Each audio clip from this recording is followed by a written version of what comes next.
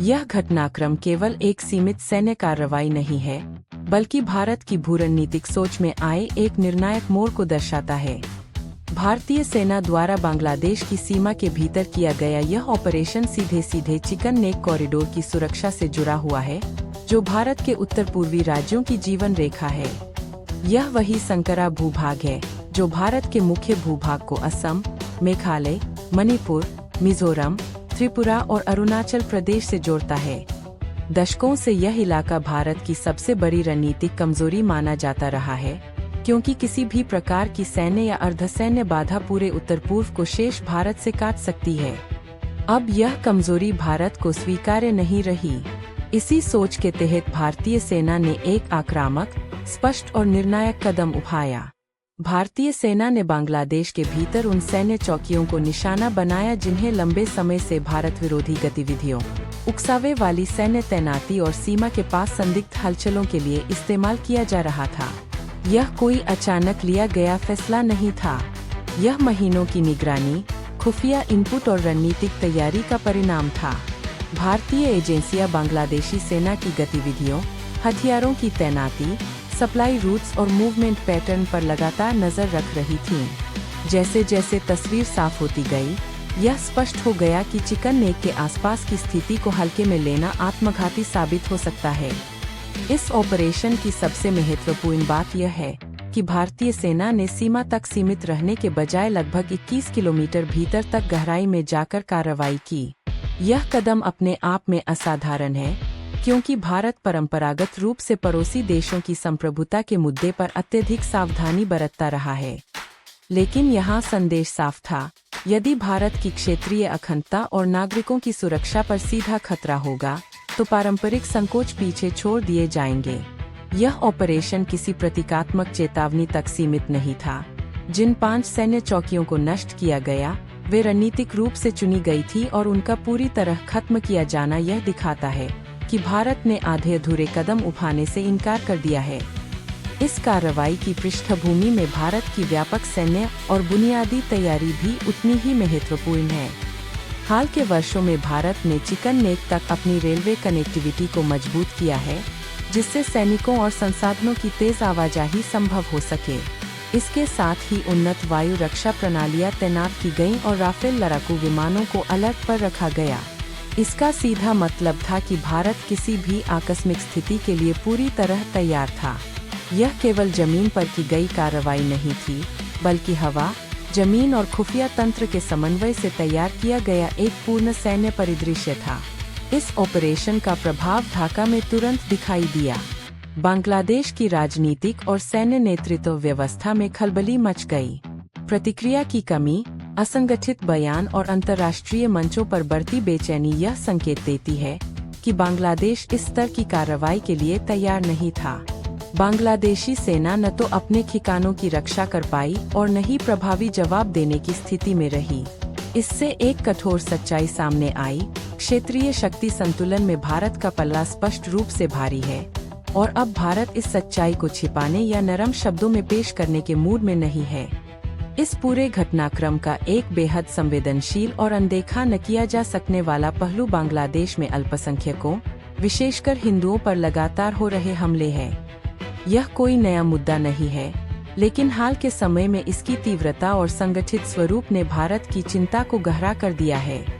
धार्मिक स्थलों पर हमले, जबरन विस्थापन और लक्षित हिंसा केवल आंतरिक कानून व्यवस्था की समस्या नहीं रह जाती, जब इसके पीछे कट्टरपंथी नेटवर्क सक्रिय हो और सीमा पार अस्थिरता फैलाने की कोशिश की जा रही हो। भारत ने इस मुद्दे को केवल कूटनीतिक बयानों तक सीमित नहीं रखा, बल्कि अंतर्राष्ट्रीय मंचों पर ठोस साक्ष्यों के साथ उठाया। इस सैन्य कार्रवाई का एक उद्देश्य उन नेटवर्कों को कमजोर करना भी था जो भारत विरोधी गतिविधियों और अल्पसंख्यकों के खिलाफ अत्याचारों में संलिप्त थे। अंतर्राष्ट्रीय स्तर पर भी इस ऑपरेशन के बाद हलचल तेज हो गई। संयुक्त राष्ट्र और अन्य वैश्विक मंचों पर बांग्लादेश की स्थिति को लेकर चर्चाएं तेज हुईं। भारत द्वारा प्रस्तुत किए गए तथ्य और प्रमाणों ने कई देशों को अपने पहले के रुख पर पुनर्विचार करने के लिए मजबूर किया। यह साफ हो गया कि मामला केवल 2 देशों के बीच की सीमा का नहीं है, बल्कि क्षेत्रीय स्थिरता, मानवाधिकार और उभरते कट्टरपंथी खतरे से जुड़ा हुआ है।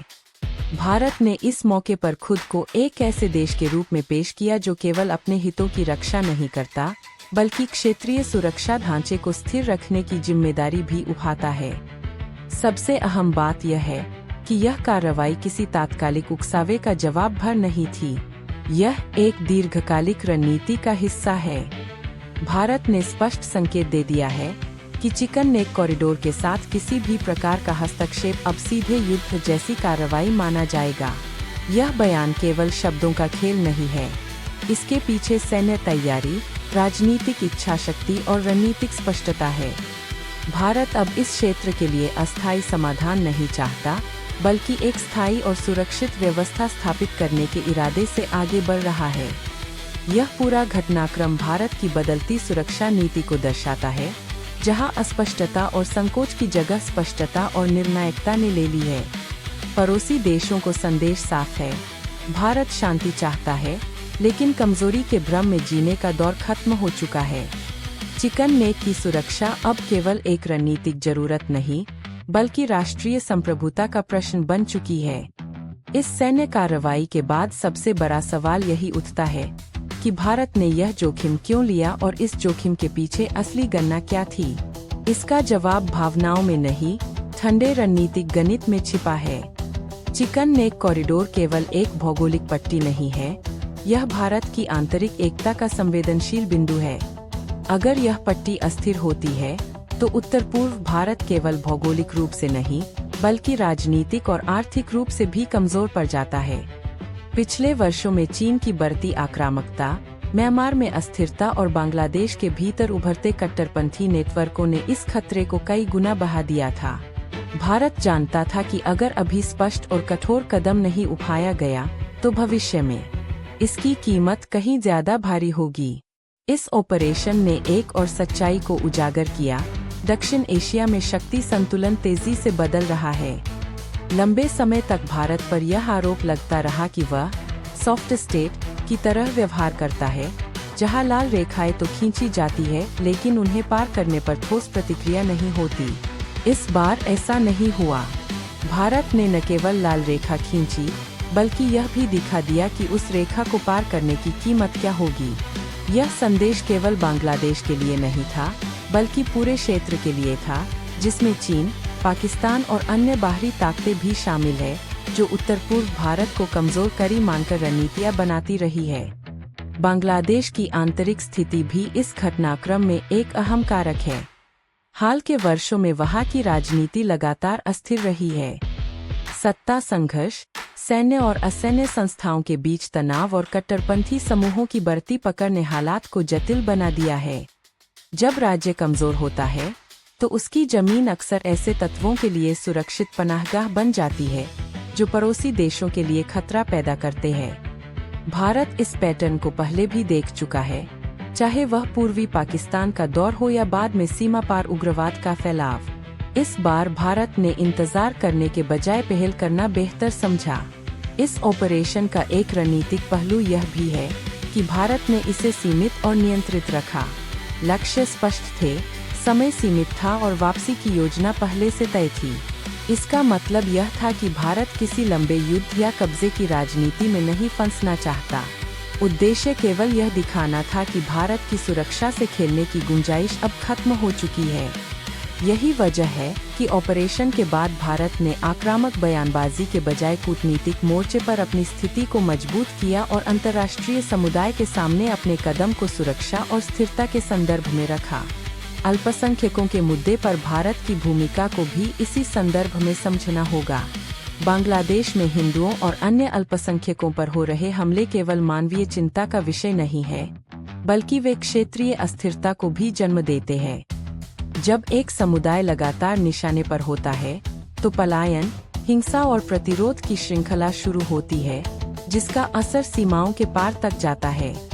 भारत ने इस मुद्दे को लंबे समय तक केवल बयानबाजी और कूटनीतिक नोट्स तक सीमित रखा, लेकिन हालात ने यह दिखा दिया कि केवल शब्द अब पर्याप्त नहीं है। इस सैन्य कार्रवाई के जरिए भारत ने यह भी स्पष्ट किया कि वह ऐसे नेटवर्कों को बर्दाश्त नहीं करेगा जो धार्मिक उत्पीड़न और सीमा पार अस्थिरता को हथियार बनाते हैं। अंतर्राष्ट्रीय प्रतिक्रिया पर गौर करें तो तस्वीर एक तरफा नहीं है। कुछ देशों ने संप्रभुता का सवाल उठाया तो कई देशों ने भारत की सुरक्षा चिंताओं को गंभीरता से लिया। खास बात यह रही कि भारत ने इस बार अपनी बात भावनात्मक अपील के बजाय डेटा, सैटेलाइट इमेजरी और खुफिया इनपुट्स के साथ रखी। इससे बहस का स्तर बदला। यह अब नैतिक उपदेशों की लड़ाई नहीं रही, बल्कि ठोस तथ्यों और सुरक्षा जोखिमों की चर्चा बन गई। यही वजह है कि संयुक्त राष्ट्र और अन्य मंचों पर भारत की स्थिति पहले की तुलना में अधिक मजबूती से सुनी गई। इस पूरे घटनाक्रम का एक दीर्घकालिक असर भारत की सैन्य सिद्धांत पर भी पड़ेगा। अब डिफेंसिव डिटरेंस की जगह एक्टिव डिटरेंस का विचार मजबूत होता दिख रहा है।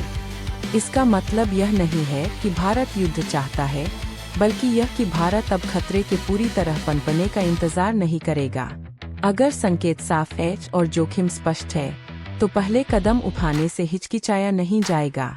यह सोच खास तौर पर उन क्षेत्रों में लागू होगी जहां भौगोलिक सीमाएं संकरी है और प्रतिक्रिया का समय बेहद कम होता है, जैसे कि चिकन नेक कॉरिडोर। इस रणनीति का असर घरेलू राजनीति पर भी पड़ेगा। भारत के भीतर लंबे समय से यह बहस चलती रही है कि क्या आक्रामक सैन्य रुख आर्थिक विकास और वैश्विक छवि को नुकसान पहुंचाता है। लेकिन इस ऑपरेशन ने यह दिखाया कि सुरक्षा और विकास को एक दूसरे के खिलाफ खड़ा करना एक झूठा द्वंद्व है। अगर सीमाएं सुरक्षित नहीं है और आंतरिक स्थिरता खतरे में है, तो कोई भी आर्थिक प्रगति टिकाऊ नहीं हो सकती। इस लिहाज से यह कार्रवाई केवल सीमा सुरक्षा का मामला नहीं है, बल्कि दीर्घकालिक राष्ट्रीय हितों की रक्षा का कदम है।